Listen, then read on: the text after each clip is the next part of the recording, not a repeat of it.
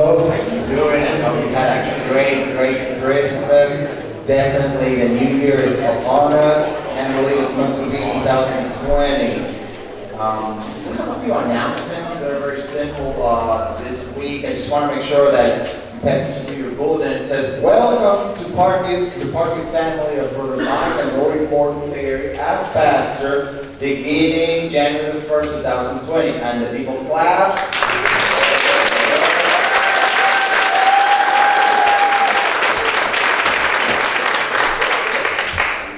We just have a few announcements there listed in your bulletin. The most important one is that we might want to have a council meeting on January the 12th at 4 o'clock so that we plan ahead what we've got going on for this new exciting year. So other than that, let's stand up, let's pray, and then we'll start praising our Lord this morning. Dear Lord, thank you so much for this opportunity to come to Pastor worship. Father, I ask you that we would worship you in spirit and truth. Help us, Lord. Keep our hearts throughout this busy season, Lord. Help us to rejoice in the birth of your Son, that you've given yourself on a cross, Lord, for the salvation of our souls, Lord. We thank you for what you're doing in our midst. We thank you for having good times with friends and family. We thank you, Lord, for your love, your mercy. Ask you, Father, you empower the mic as he delivers the message this morning, that we may obey you fully and trust you in everything that we need to do. In Jesus' name we pray. Amen.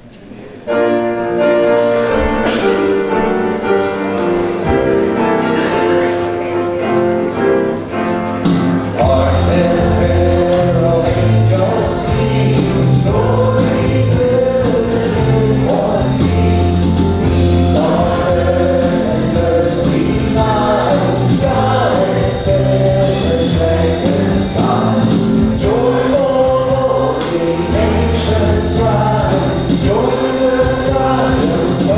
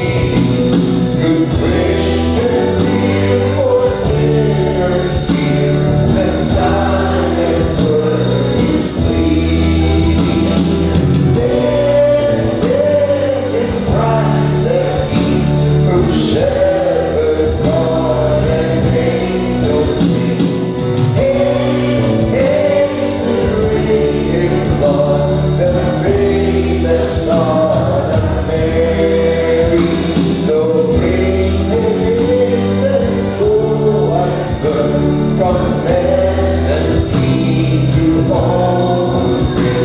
The King of Kings, salvation brings the bloody heart and throne. This is Christ, the King who shepherds God and angels sing. Praise the great God, the greatest song of Mary. Hey, go ahead and grab a hand, shake a necks, and hug with one another. Fellowship.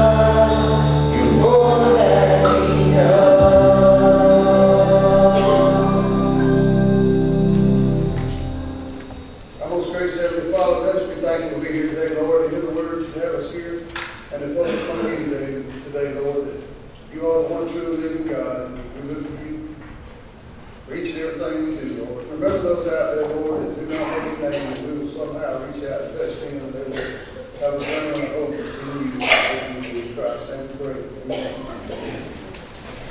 This is the time of the year where we have all kinds of hopes and wishes for 2020 and what we will do and what we will be better. But let's remember that the Lord tells us to love God and to obey His commands, and that we're to love one another as well. Let's make that our goal this year.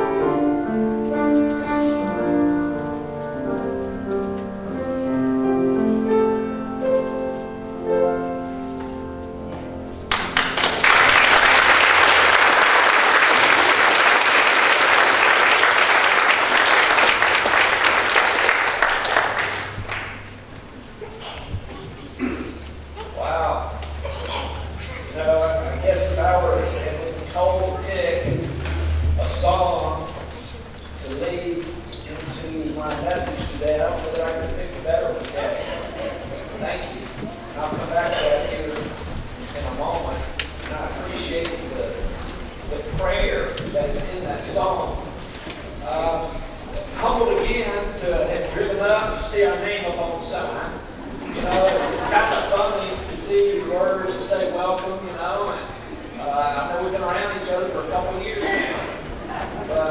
get it, that there's an official change about to happen this week, right? This coming week. And I got a lot to tell you, and I'm going to have to save some of that for later, because we won't have time today. And I'll explain this later in my message, but I'm going to give you one more chance to get out of this thing. And I'll explain that later. Okay? But when I started thinking about the Christmas season weeks ago, I had planned today to speak to you about the Magi, okay? I was going to do that, but as I began to look forward to the days ahead, okay, January, February, and even March, and I began to formulate and pray in my thoughts about what to do, I know some things that I'm going to be doing, okay?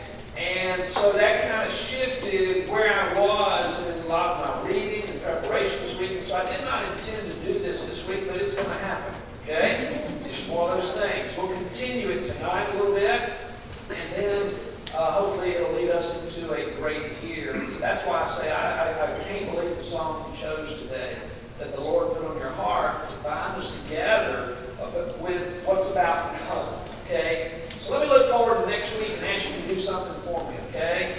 I don't know that you understand this or not, or even believe it, okay? But I'm going to tell you the truth. Your truer words have never been spoken than what I'm about to tell you. There is power in an invite. Invite someone to come next week. Invite someone that you're not even sure whether they have a church home or not, okay? Invite someone that you're not positive whether they know the Lord or not. Say, you know what, I don't know if you've thought about God. I don't know if you once tried to follow God and you gave up on Him and you gave up on the church. What? Come to church January 5th. Okay? Is that the date? 5th, yes. Come with me. Talk to your church family. Okay? To our church family.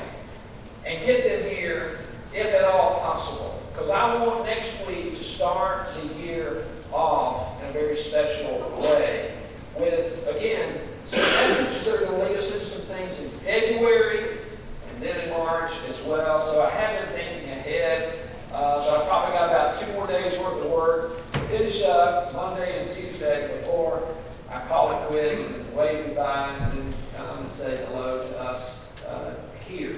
But anyway, I do look forward to next week on that. But this morning, I want us to do something even before we start, and I want us to pray, okay? And if you ever wonder what goes on in my mind, I'll give you a quick snapshot, okay? Again, I've said this before, but my final prayer on that seat every morning or wherever I've preached before, and I get up, is I always say something like this. I say, God, these people, your people, deserve something better than me. They deserve to hear your word. And Lord, would you give it to me? And would you speak? Would you remove me? Would I just simply be a mouthpiece? Literally. And I don't say that as a self-deprecating thing that they deserve better than me. Y'all know what I mean. Most of you know what I mean. You need to hear what God has to say. And that's my prayer. And I want it to happen today. And I got a great text this morning, by the way. He sent it to both me and Luis. And he just does not know what he did this morning. He just does not know. But Jamie is on vacation, and he sent Luis and I a text and said, I'm praying for y'all this morning. And then this morning, Steve Sanford got me out there. He says, well, it's kind of slim pickings today, Mike, but you want to go into the room here and pray? I said, yes, let's go pray. If you're ever looking for something to do, at about 10 o'clock on Sunday mornings, come get me and let's pray before we come in. Y'all good with that? It doesn't matter who you are. You don't have to be a deacon. You just have to have a heart for prayer. And I would appreciate that.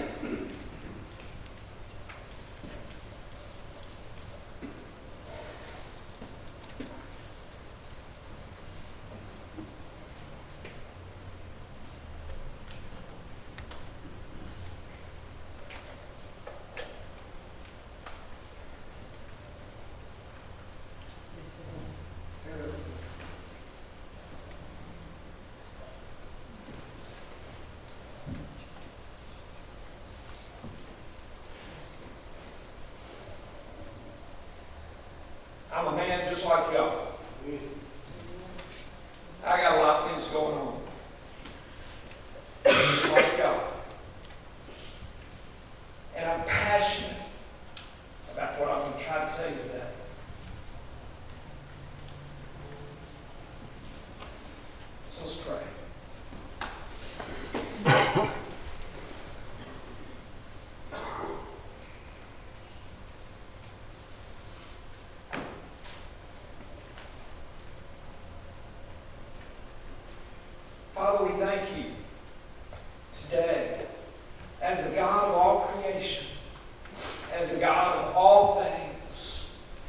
Lord, there is no other God beside you. None. No matter what they call themselves, no matter what they set themselves up as or to be, there is no other God but you. And we have come to worship you today. Lord, we come more than anything to tell you how much we love you and how grateful we are that you are our God, that you love us, and that we are so special to you that in our sinfulness you would pay the penalty for our sin, die on the cross to pay that penalty, and then rise victoriously from the grave on that third day to say that death may have been the required penalty for your sin, but the story does not end in the grave, that we have the promise of life eternal, we have the promise of the resurrection, because you rose from the dead first, and now we have that same promise of the resurrection for us to live with you eternally. Lord, we thank you today, and this time of worship is our attempt to tell you once again how much we love you, how grateful we are for you and for your work and for your love and your mercy and your grace, your goodness, your kindness, Lord, for forgiveness of sin, for giving us the body of Christ, for giving us your word, for planting yourself, your Holy Spirit in each one of us as followers of you, that you are truly not only Emmanuel, God with us as the baby Jesus was born, but you are God with us every day through the presence and the power and the working of your Holy Spirit. And Lord, I thank you again for the prayer that arrested me a moment ago, and I didn't know what to do at the moment, Father, I still don't, but that is, Lord, bind us together today in love. Lord, we need you today as much, if not more than ever before. Father, help us never, ever become so complacent or proud where we don't feel like we need you, Lord. We desperately need you today. Every day. So, Lord, we need you now. Would you help us hear from you? Or would you help us not hear from any other man, but to hear from you? Lord, open up our hearts, our minds, Lord. Give us willing hands and feet to act on what you're going to tell us today, Father. Again, we love you and we thank you for today. It's in Jesus' name we pray. Amen. You know, the past weeks, the past days, there's been so many conversations that has led to this message today.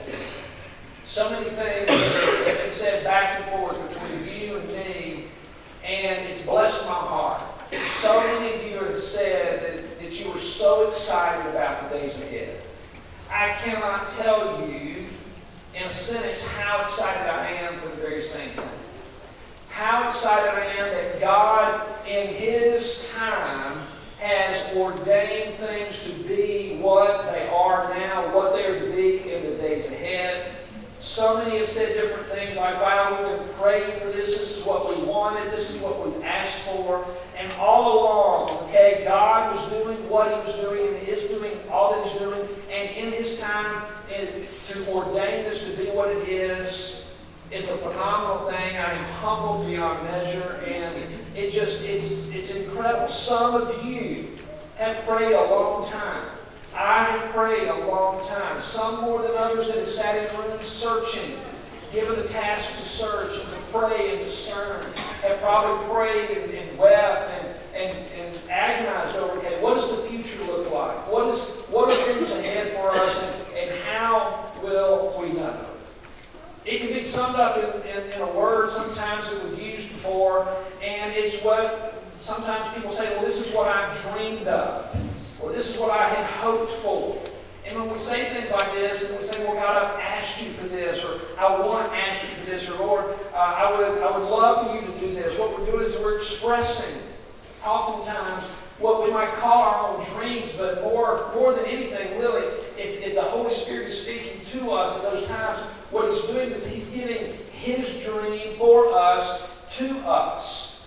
Joseph in the Old Testament was one of the best examples of this, okay? We're going to get to it in a moment, but if you want to go ahead and turn your Bibles to Genesis 37, we'll come there in a few moments when I get to it. And we're going to try to pull out some things from this entire story because I didn't have a better title for today's message. I just had to steal somebody's.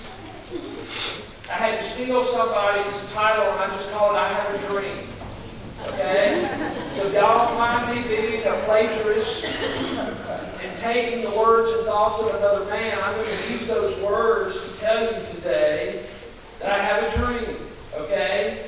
And here's what I want us to understand up front, and after I give this kind of clarifying statement, if you will, I'm not going to go back to it. What I'm trusting is that it's not my dream. Are y'all with me? What I'm trusting and asking and hoping for is that it is indeed God's dream. Just like in Joseph, God put that dream into Joseph. Because we can use another word for that word, dream, and that is God gave His revelation to Joseph. He revealed to Joseph what he was going to do. He didn't show him everything.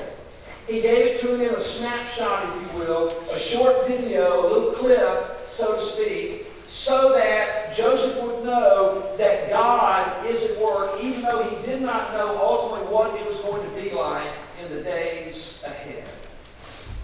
Now again, we understand this because we have dreams for ourselves, for our jobs. Oftentimes, especially when you're young and you begin to think, okay, what's my career going to look like? We think of what the dream job is. We have dreams, we have requests and expectations and hopes and all those great things for like our children, okay? We get that. And we even have it for our grandchildren. I'm starting to learn that. You begin to dream even for your grandchild the minute they are born. And a lot of times these dreams that fill us and that we try to put into words that we're asking God for is a revelation of our own desire and purpose, okay? That we want to have a life that is fulfilled. And we want to have a life that counts. And that purpose matters to us. So let me begin by saying this to you today about this whole thing about I have a dream. And as we look at Joseph, we're going to look at this entire story, which is an impossibility, by the way. We're going to just draw a few things out of it in a moment. And we'll talk about it some more tonight. But let me start with this. I don't know if you know this or not, but no matter who you are, if you've ever struggled with this, I would love to believe that today you can settle it once and for all, that no matter who you are, you matter to God. It does not matter where you've been. It does not matter what you've done. It does not matter anything that is back in that back rearview mirror of yours that may have you guilt-ridden or worried or anxious or wondering about anything. You matter to God. He wants you to know that today. He has done the greatest thing ever, the most needed thing you could have ever put down on paper and say, what I need the most is this, is He has paid the penalty for your sin by dying on the cross to show you. The Bible says He demonstrated His love for us in this, that while we were yet sinners, while we were that person that we just described a little bit, that's when He did this. He didn't wait for you to get good. He didn't demand for you to get better. He knew there was no way you were going to move far enough to a good scale. So He says, I'm going to do it while you're a sinner. You matter to God. Let me tell you something else. I don't know if you know this or not, but Eufaula, Alabama matters to God. Amen. More than you will ever dream. More than I can ask God to give me a heart for. God has a heart for Eufaula, Alabama, more than we can imagine or dream. Parkview Baptist Church matters more to God than you could ever imagine. I don't know how long you've been here. Some of you have been here a long time. Okay? Some of you have a lot invested, okay, over the years. Blood, sweat, tears. You've seen the good, the bad, the ugly, and all other things in between, haven't you? Many of you have. Parkview matters more to God than it does to you. Parkview is on God's heart more than you. Your children matter to God. The next generation matters to God more than we can fathom. and more than we can create in our own minds and our own hearts to drive us to love, God loves them even more. And what I want us to do today is somehow be able to put our hands around a dream for the days ahead that will drive us. Because when you have a dream that drives you, it will affect how you think. It will affect how you think so much, it'll keep you up at night. Okay? I haven't been able to sleep much past 3:30 lately for some reason. And it's not just because I'm getting old and have to go to the bathroom. Okay? Sometimes it's been 4. If I get lucky, go to 4 a.m. or whatever. But my mind starts running, my mind starts racing, my mind starts thinking. If you get a dream that will drive you, it will begin to affect how you think. It will affect how you talk. It will affect about everything you have in you that will come out of your mouth. And I can't help but think of my good friend Charlie up in Newnan, Georgia. And he's just told me before, he says, Mike, I don't see how any believer can keep their mouth shut about what God's done and what He's doing in their lives. He said that when they come across another believer, he says, I don't see how it can ever go more than just a few minutes before they share with one another what God's doing. And if they come across a non-believer, that they can't help but just say, hey, can I just tell you what God's doing? It will affect how you think. It will affect how you talk. It will affect everything about it. It will affect how you live. You know, everything you do from that point that you begin to understand that God has a world on His heart, far more than we could ever have on our own heart. It will begin to change everything about you. Think about this. Someone began to dream about a telephone. And the first one that they used, that wasn't on Green Acres where you had to go crawl up the hole and use. Some of y'all know the show. Some of y'all, what's he talking about? Then they came with one that had a cord about that long. And you had to sit right there and talk on it. That's before my time. Right? I guarantee you. Well, then the cord got a little longer, and then you remember the first mobile phone, don't you? It was the one that had a 30-foot cord on it. Y'all remember that? Where all of a sudden you could grab it off the wall, and you could walk all the way over there to the kitchen. And that 30-foot cord turned into 40-foot because you stretched it so much you got a little bit more. Then someone dreamed that it should have been better than that, and it became a car phone that you carried around in a suitcase. And the antenna stuck out about yay long from your head. It's like holding a brick up next to your ear. Y'all see those? Anybody use them? And now, we got smartphones. And what I've heard before, too, is the difference between our cell phones today and humans is that cell phones are getting thinner and smarter. Well, someone began to dream about that stuff. Someone around the turn of the century, back in the 19th, as it began to turn to the 20th century, if you remember any of your history, began to dream of flying. Now, I don't know if y'all ever knew this man's name, but he was a bishop in the United Brethren Church, okay? A very successful bishop, a very influential man by the name of Milton Wright. I don't know if you ever heard his name or not. I'm not sure you may have. But his charge grew as a bishop within the United Brethren Church. And as I read about all the skill that he had with over 50 years of what they called churchmanship. Okay? A very influential man. And he was often called upon to speak to things in that day like might be controversial. Like we today in controversial times, we'd like to hear what Franklin Graham has to say. I mean, I would.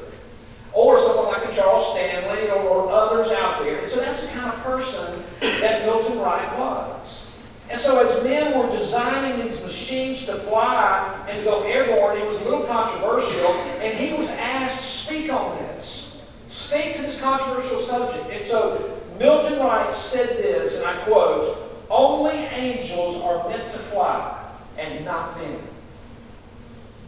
Milton Wright said, only angels are meant to fly, not men. He said it emphatically. He said it sternly.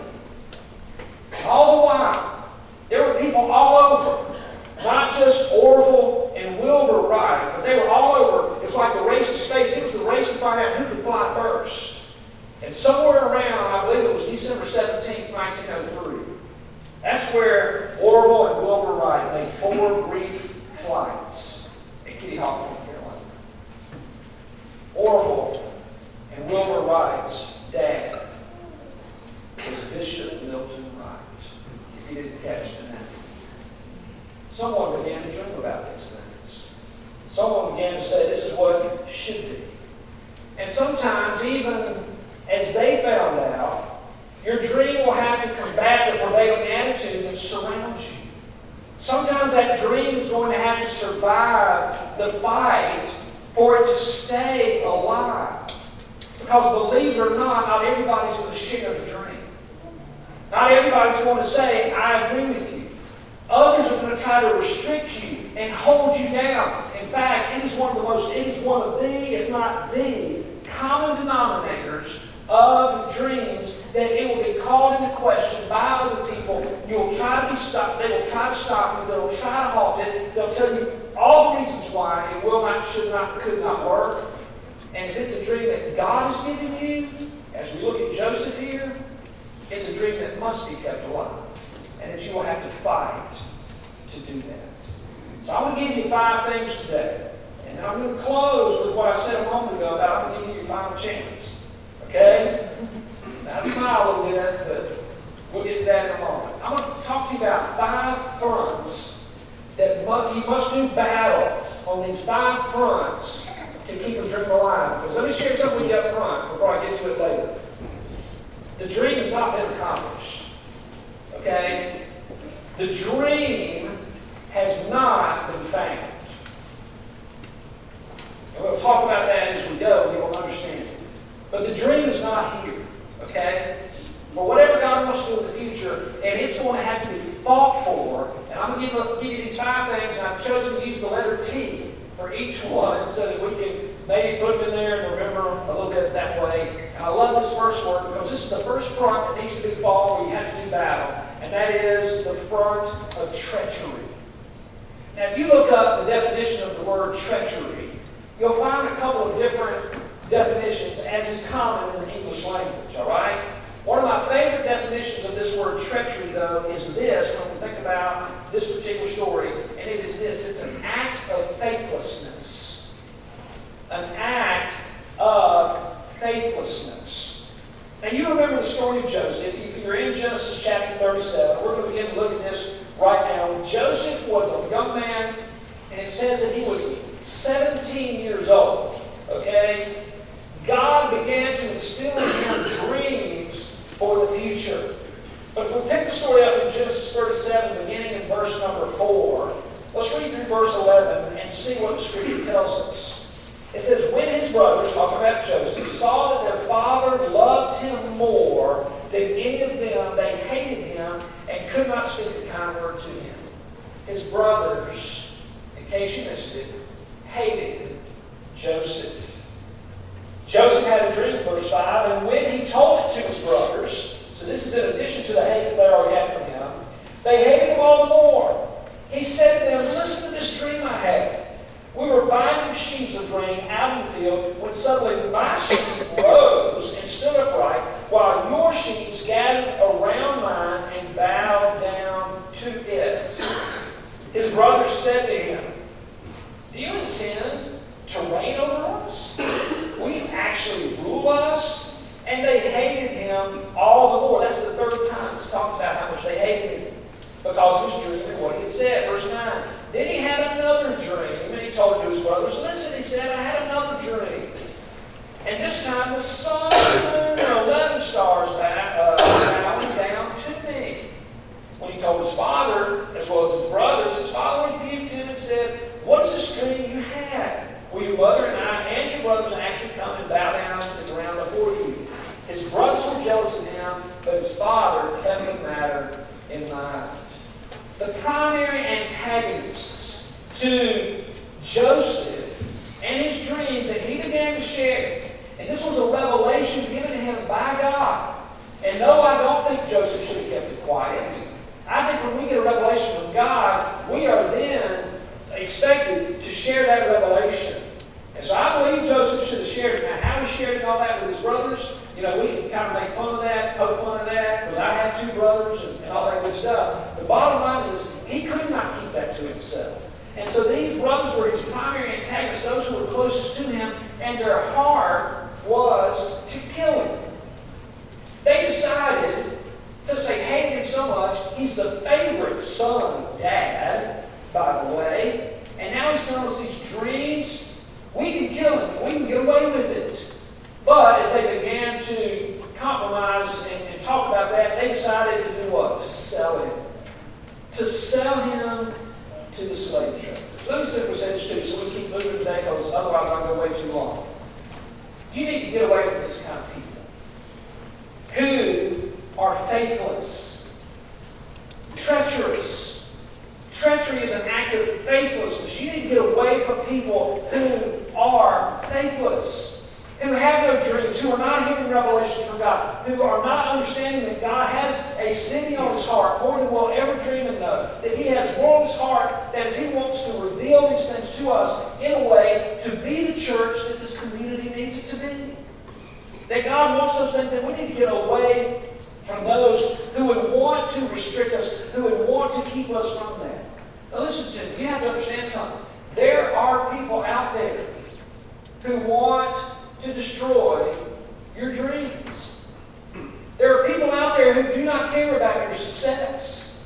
In fact, it will make them feel better if you would be brought down to their level of whatever that may be, so that they can feel better about themselves instead of trumpeting your cause of your dream. And this is where Joseph is this. He has gotten a revelation from God and he begins to share it. Now, I understand again that when you share it in a way with brothers and you're telling the brothers, hey, you can bow down to me, then you're going to probably stir up some trouble. I get that, right? But we need to understand that just because we may have a God-given dream, okay, a God-given dream, not everybody's going to buy into it. And so attach yourself to those who share that dream and get away from those who are faithless. That's the first front that you're going to have to fight. Now listen to me. Here's what I'm saying. When I said a moment ago that the dream that God has for our church has not been found yet. All right?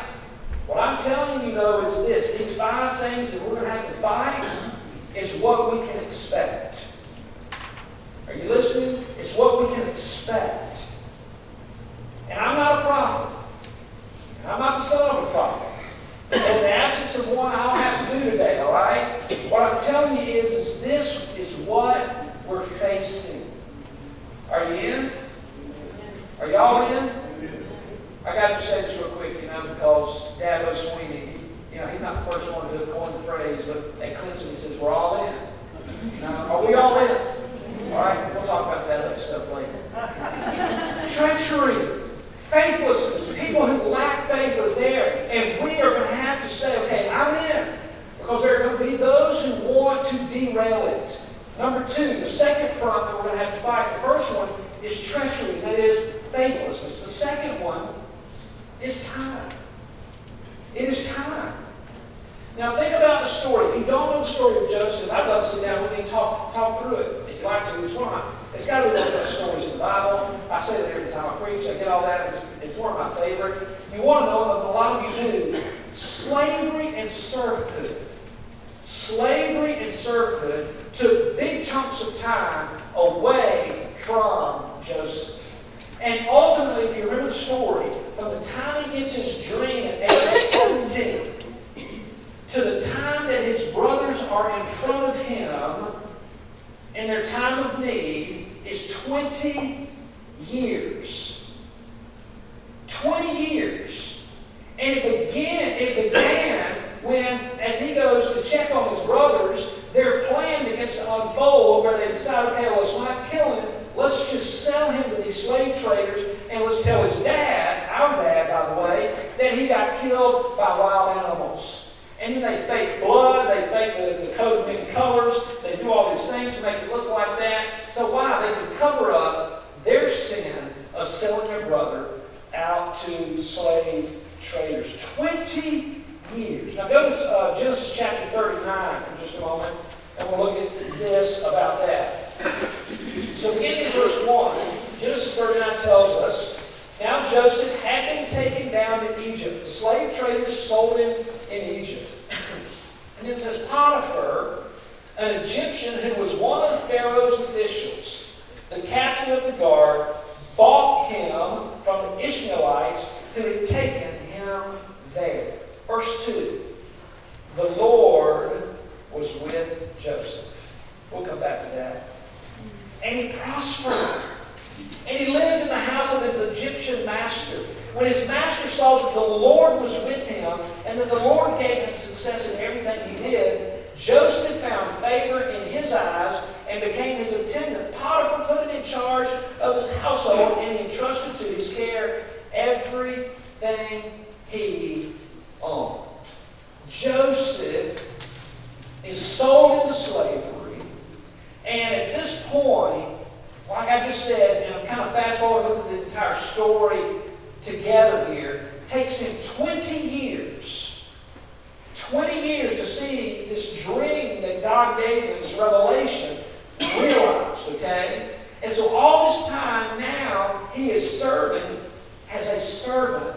And he has to be scratching his head. And I'm willing to bet that I would scratch my head a lot, and you would have as well, going, okay, God, what are you doing? This does not match up with my dream. This is not matching up, God, with what your revelation was to me. And I need to understand all this. And I'm just not sure God gave him all that understanding. Okay? I think God just said, you know what, you hang tight. I'm working my plan out. Because in this time, it's kind of like Henry Blackman we talked about in this course, Experiencing God. When God reveals what he's doing, and we begin to join him, it may not be for a while until we actually accomplish that. Because why? Because then God's got to shape us. God's got to mold us. God's got to remove some things from us. God's got to add some things to us. And that time with God is required. And we look at this thing, and that's why it's called a battlefront in my mind today, is sometimes we look at time and say, God, what are you doing? Why aren't you working fast enough? Why aren't you doing this quicker? You know what? You said this was going to happen, God, and it's not. While all along, Joseph was gaining necessary experience. Joseph was gaining necessary experience in the inner workings of the Egyptian economy and the Egyptian government. He was getting acclimated to the inside. He was on the inside, and he was getting acclimated to this culture. And all along, are you ready for this? All along, he was being trained, and he did not know it, but he was being blessed by God. Go back to verse 2 again. The Lord was with Joseph.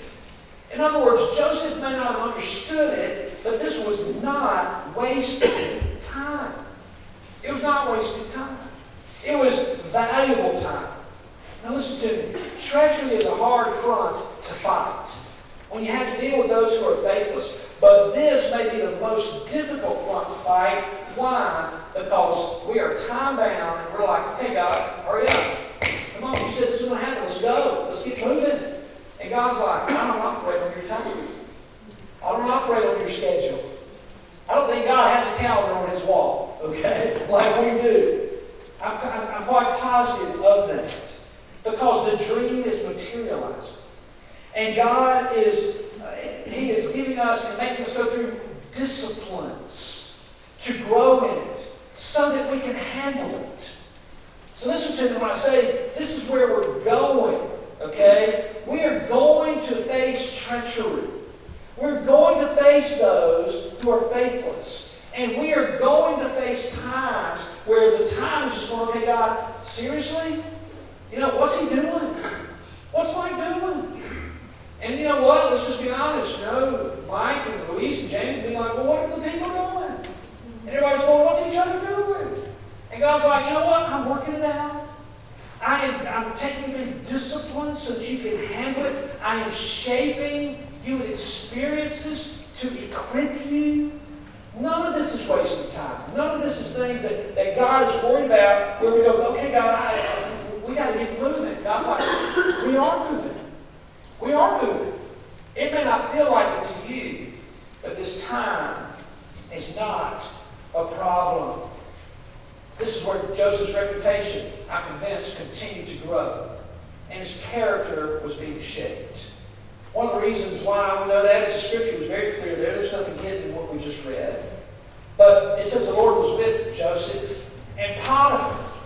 And listen to me, the lost people, folks who do not walk with God, Folks who do not have the Holy Spirit of God in them, they can still see God at work. Because Potiphar noticed. Potiphar said, you know what? The Lord is with him. I'm going to put him in charge of everything. Listen, your witness, your character, your reputation will be known, it will be seen by people, and they will take notice, and God will use it again for His glory. God's dreams often take more time than we think. We must be patient, and in the meantime, Satan loves to assault us and say, God's forgotten you, hadn't he? This wasn't quite what you thought it was going to be, was it? And those are the whispers of Satan in our ear to try to distract us, and that's why we have to fight that front called time. Treachery. Those who are faithless. Time. It's not all going to happen right away. We've got to trust God to work out all He's doing, and that's a huge front. The third one I would say is temptation. We are going to have to fight on the battlefront of temptation. And you know how the story goes in the same chapter. Let's pick it up in verse number 6. Potiphar has a wife. Potiphar's wife thinks Joseph's pretty cool. We'll just leave it at that. Right? Beginning in verse 6, it says, so he left in Joseph's care everything he had. This is Potiphar. With Joseph in charge, Potiphar did not concern himself with anything except the food he ate. And then we see why. She liked him. Joseph was well built and handsome. And after a while, his master's wife, Potiphar's wife, took notice of Joseph and said, come to bed. But he refused. With me in charge, he told her, my master does not concern himself with anything in the house. Everything he owns, he's entrusted to my care. No one is greater in this house than I am. My master has withheld nothing from me except you, because you are his wife. How then could I do such a wicked thing and sin against God? And though she spoke to Joseph day after day, he refused to go to bed with her or even be with her. Can you imagine? Day after day after day after day. And keep going after day. I don't know how many days it was. But she did not let up. To the point where she finally had had enough of the rejection. And you know how the story goes. We don't have time to keep reading everything here. That she grabs him. It's no longer a request. It's like, you're coming with me. And Joseph, at that moment, flees so quickly. Men, listen to me. Are you ready to flee like that? That was huge. So much so that as she did, she had to have a good grip. Because she whips his car from him, and he's gone. And she frames him. She lies about him. Potiphar comes home, finds Joseph's clothes in her possession. And he hears her story, and he believes it, and throws him in. Listen, I'm going to give you something really deep today. This will be the word, the price of admission right here. You want me to tell you how to overcome temptation? Say no. Practice it a lot. Say no a ton. In fact, turn over. I did not give these verses, so if you have, go to the book of Nehemiah. Here's another temptation that we're going to have to face. It's not just sexual. It's not just immoral and perverted physically and all that. But look at this. In Nehemiah chapter 6, there's one of Nehemiah's enemies was named Sanballat, if you remember the story. But verse 2 begins to say this. Sanballat and Geshem sent me this message. That's Nehemiah talking. They sent him the message. That is, come, let us meet together in one of the villages on the plain of Ono. But they were scheming to harm me. And so notice what Nehemiah does in verse 3. He says, so I sent messengers to them with this reply. I am carrying on a great project and cannot go down. Why should the work stop while I leave it and go down to you? 4 times they sent me the same message. Just like Potiphar's wife did to Joseph. They kept on and on. Come down. Toggles, come down. And Nicholas, come down, come down, come down. And then verse 5 says, the 5th time Sanballat sent his aid to me with the same message. And in his hand was an unsealed letter in which was written, it is reported among the nations, and Geshem says it's true, that you and the Jews are plotting to revolt. See, we don't live in the holy age where people make up lies about other people and put it out there. And therefore you're building a wall. Moreover, according to these reports, you are about to become their king, and even appointed prophets to make this proclamation about you in Jerusalem. There is a king in Judah. Now this report will get back to the king, so come, let us confer together. And then verse 8 and verse 9, that's where we'll end it. I sent him this reply. Nothing like what you're saying is happening. You're making it up out of your head. They're all trying to frighten us, thinking their hands will get too weak for the work, and it will not be completed. But I pray, now strengthen my hands. One of the reasons why I said a moment ago that I was so blown away this morning by James' text is this: I covet your prayers. And when Jamie sent that to Louise and I this morning, and I'm looking at this, I'm going, wow. No, Jamie didn't have to do that. Jamie's on vacation where he needs to kind of detach his mind from everything about himself so he can relax and be refreshed and all that. He took the time this morning to say, Mike, I'm praying for you. Louise, I'm praying for you. I need your prayers. Louise needs your prayers. Jamie needs your prayers. Why? Because temptation is crouching at our door every day.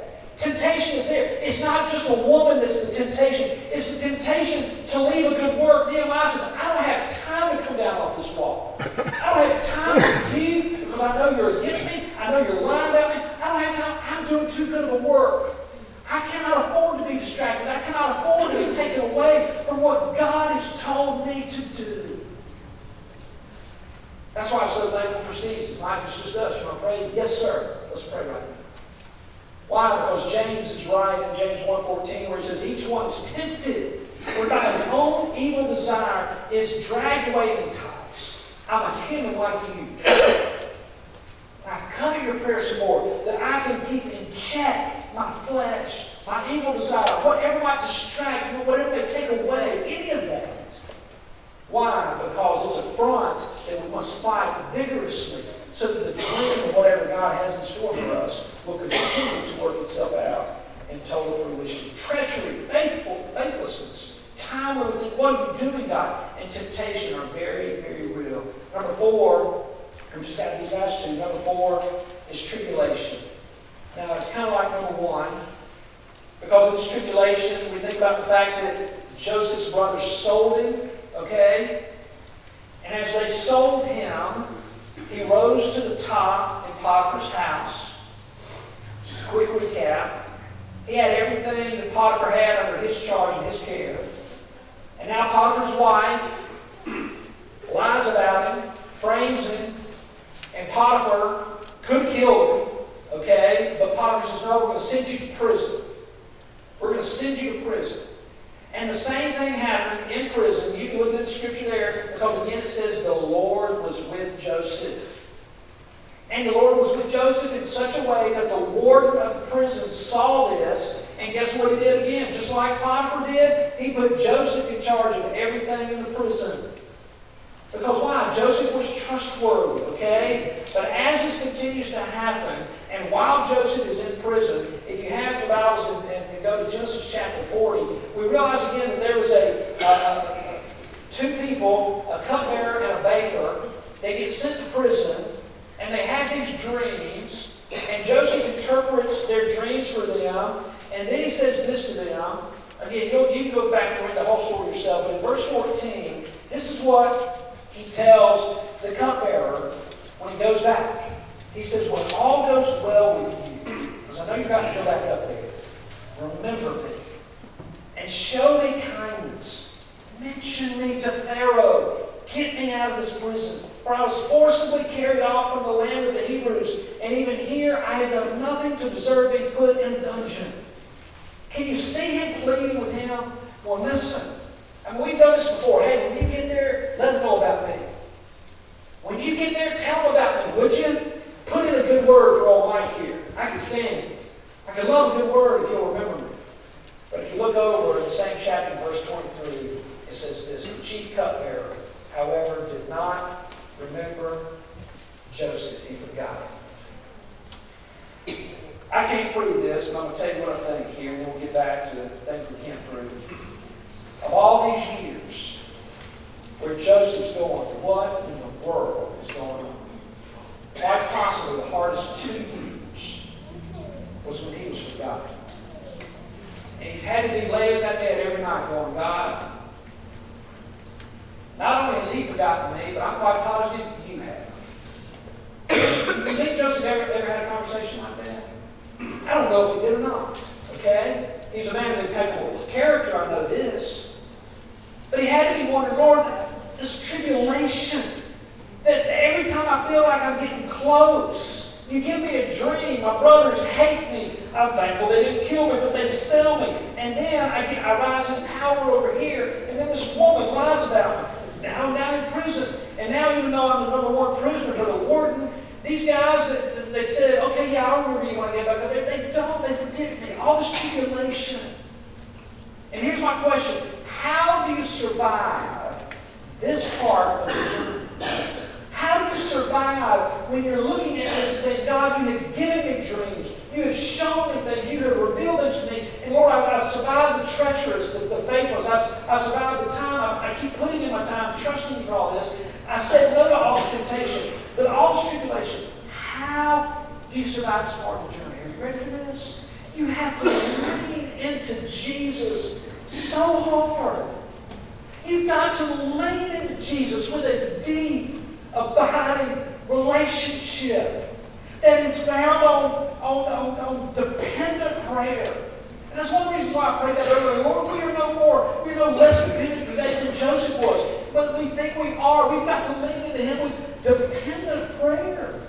Knowing that apart from that, from our personal worship, our corporate worship, Lord, we were not going to make it.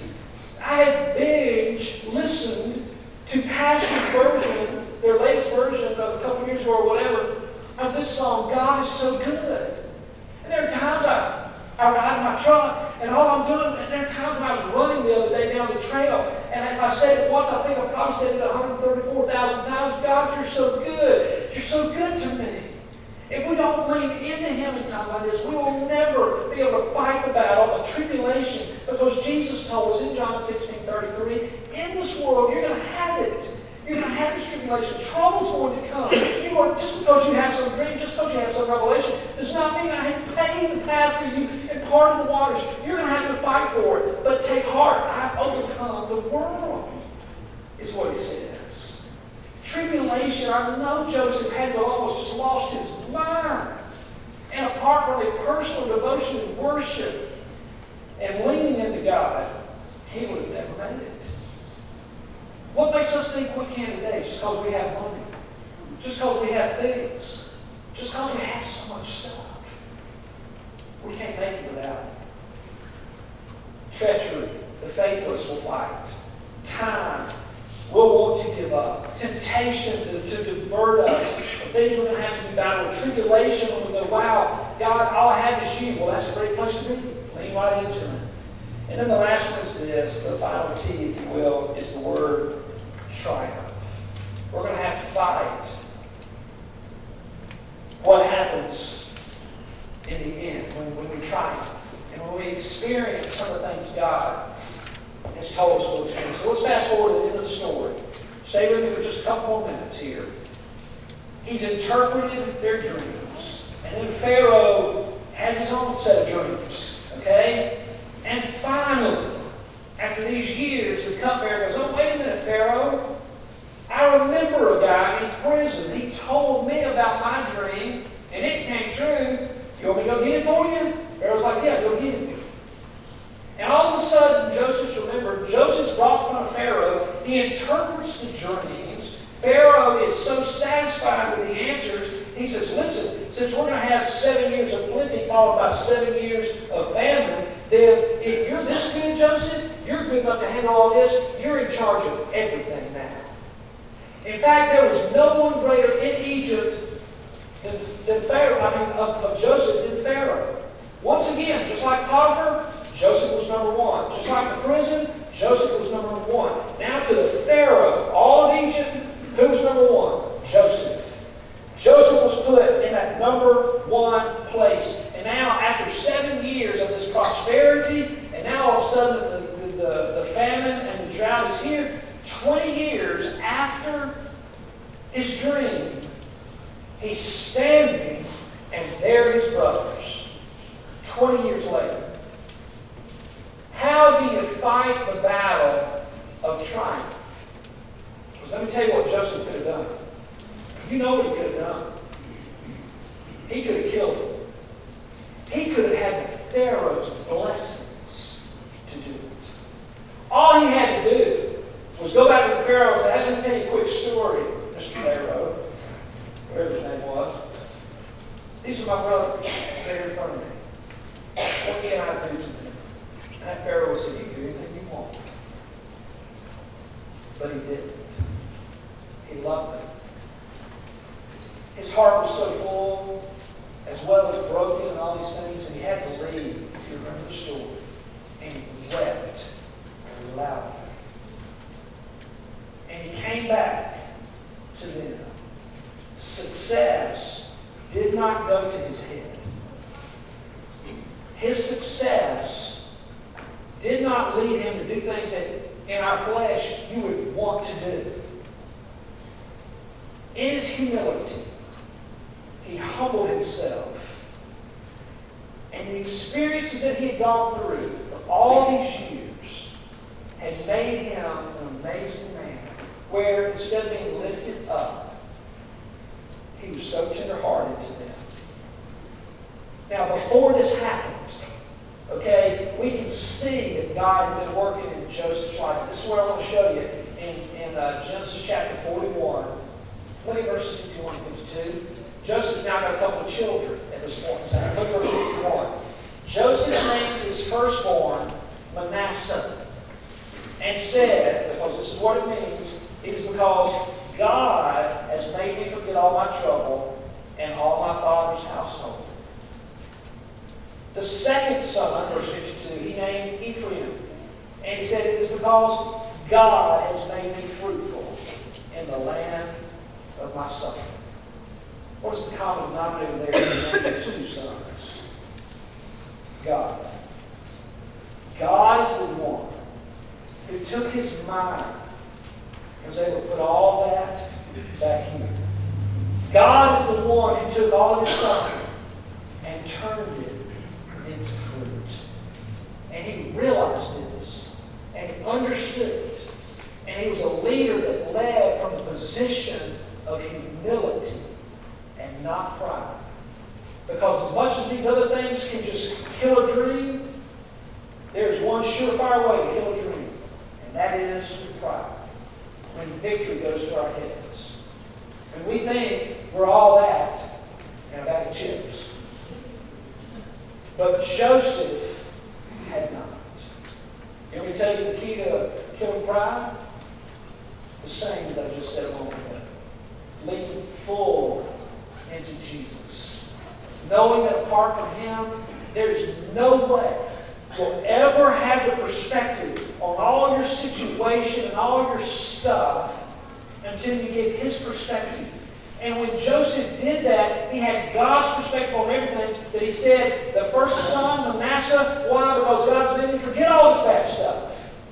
My second one, Ephraim, why? Because God has made me fruitful in this barren land. When we get God's perspective on things, then we can lead and win in humility. I love what the prophet Habakkuk said in Habakkuk 2, verse 3. It says, for the revelation awaits an appointed time. It speaks of the end and will not prove false. Though it linger, wait for it. It will certainly come and will not delay.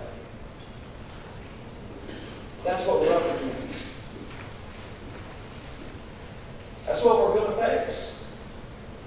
Anybody who says, God, I'd like to know, I'd like to hear from you, have a revelation from you, Lord, would you give me a dream? Would you give me something?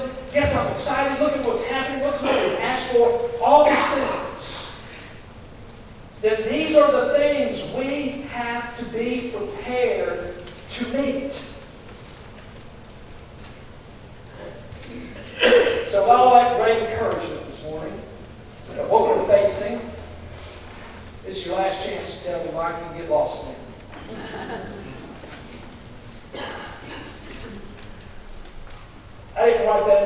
nuts until this morning.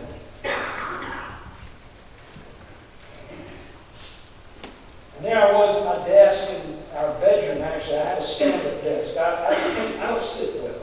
I just don't like to sit very long.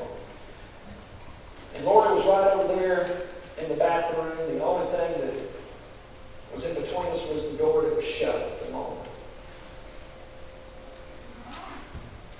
And I wrote this in there. And I don't want to embellish anything, but I'm going to just tell you what happened. I was overcome at the moment. And I had to walk out of the room. And I was headed for our son's bedroom, which is the farthest point away from where Lori was at that time. I wanted to be as far away from her as I could. I didn't quite make it. And I don't want to be gross or anything. But I ended up weeping to the point where, you don't need to hear that. And I thought to myself, Mike, you're going to give these people one final out. You're going to give the folks at Parkview a chance to say, okay, we're not in with you anymore. And it hit me that Satan at that moment was, Mike, I know that you're up for it. You can get out now too if you like. And I can't explain what was going on at that time. I just sat there. It's like I told you at the beginning of the message. I'm just like you. I got a lot going on. A lot of things you don't know about, as we just don't know everything going on in everybody's lives, do we? We just don't know. I was overcome at that point, and I thought, you know what? Am I up for this? Am I up for this? And the only answer I can give y'all is this: is absolutely. You know what? I'd love for everything to be a dream. I would love for everything to be a bed of roses. I would love for every path to be straight and smooth as silk. But we've all been around long enough to know it's not going to be like that. It's going to be hard. And it's almost like it's almost an axiom of dreams that if you're going to ask God and God's going to reveal these things to you, then you have signed up for treachery. You've signed up for a long haul that you just don't know how long. You've signed up for Satan to know everything about what you want, for temptation to divert you and to take you away, and all these things. You've signed up for the fact that you don't have to deal with the fact that when you are victorious in the things that God gives you, that you better be humble. You better respond in humility, because pride is sneaky. Anybody know what I'm talking about? That's another day. But I'm in. But I will tell you this. Back to Jamie again, and he never knew that I was going to make such a big deal about him today. But we got to be praying. We got to be praying. And you're going to hear more about that in January, which starts next week, and what I have planned for you in February. I'm going to invite you on a journey with me. Without that, we're going to lose. Without that, we're going to lose. All the other stuff can be figured out, right? So much stuff can be figured out. But if we're not praying, we're going to lose. The enemy's too great for us. Bind us together in love.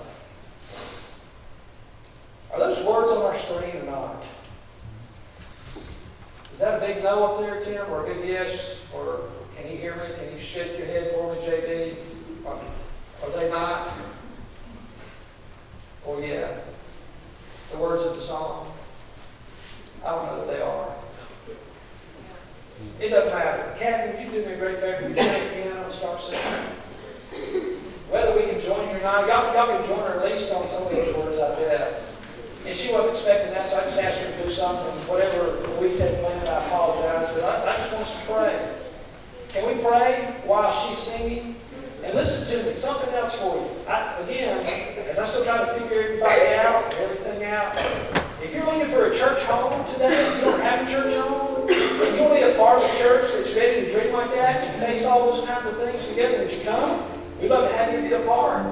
If you don't know Jesus as your Savior, I mean, what better day than to give your life to Jesus and say, I want to be saved, I want to be born again, I want to know that I'm in the kingdom, I want to know I'm a child of God, I want to know I'm going to heaven when I die, but in the meantime, until that day comes, I want to join you as a church, as a new believer. Come on, would you? church, let's just get down together and love through prayer. Let's do that. Let's stand. You assume whatever position and whatever place you need to pray at this time on Captain Bind us together, Lord, bind us together with cords that cannot be broken. Bind us together, Lord, bind us together, Lord, bind us together.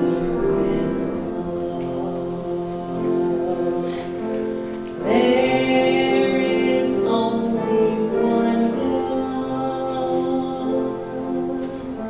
There is only one King. There is only one body. That is why we can't bind us together, Lord, bind us together with cords that cannot be broken. Bind us together, Lord, bind us together, Lord, bind us together.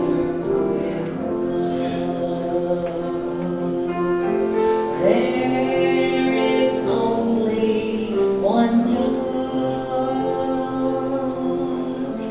There is only one King. There is only one body.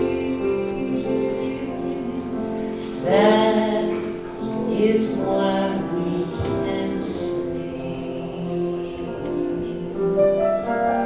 bind us together, Lord, bind us together with cords that cannot be broken. Bind us together, Lord, bind us together, Lord, bind us together with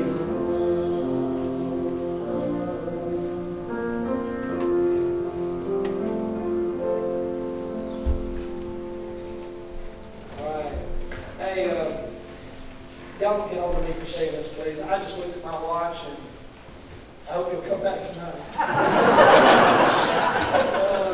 I'm not sure you will, but just in case you are, I want to thank you in advance for the time I've taken. I just trust the Lord will redeem all of that for His glory, no matter what. And so, thank you for letting me share my heart today a little bit. I'll share a little bit more of that tonight and pray together tonight and talk about that some more. And I can't believe the time is here for what it's going to be. So looking forward to it, so excited. And I hope y'all have a great afternoon, okay? I do look forward to seeing you tonight. So let's pray. Father, thank you again for today. Thank you for assembling your church, the body of Christ with us today. Lord, I know there are many right now that are still traveling and away, and on their way back to you, Father, back home and all those things. Father, would you grant them safety? And Lord, take care of them, watch over them. We look forward to them being with us again soon. And Lord, we do look forward to the days ahead. Because, Lord, whatever we face, we know that you're going to be in it. And that just like Joseph, you're going to be with us.